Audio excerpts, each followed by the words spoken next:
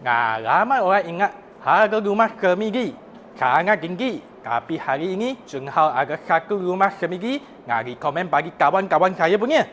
Rumah ini harga bawah RM630,000.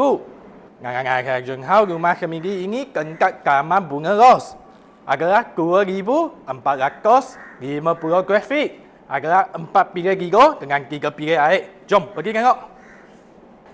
Nah, kapal sini sudah buat awning dengan fully modded. Kurang-kurang boleh parking 2 sampai 4 kereta. Jom masuk ke dalam. Nah, sini pun kurang kick off. Masuk sini ruang kamu boleh tengok sangat luas. Nah, sini bilik pertama agak sikit kecil, tapi boleh bagi anak-anak tidur sini. Nah, sini bilik kedua.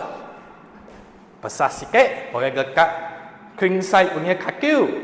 Lagi, tepi ada satu bilik air. Sini ada satu bilik air. Lagi sini ialah bilik ketiga. Kalau orang tua tak suka aircon, saya sudah buat satu tempat untuk tukar itu angin. Jadi sini tak akan sangat panas.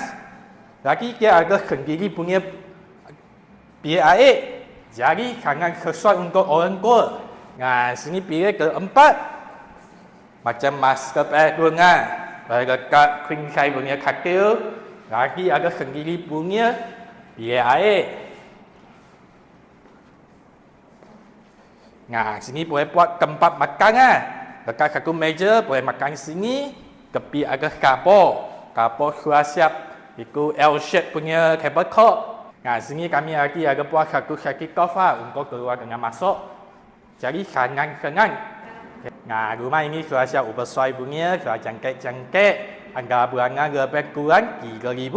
Kalau nak semak kelayakan pinjaman bank, boleh PM saya atau hubungi saya. Saya Jun Hao.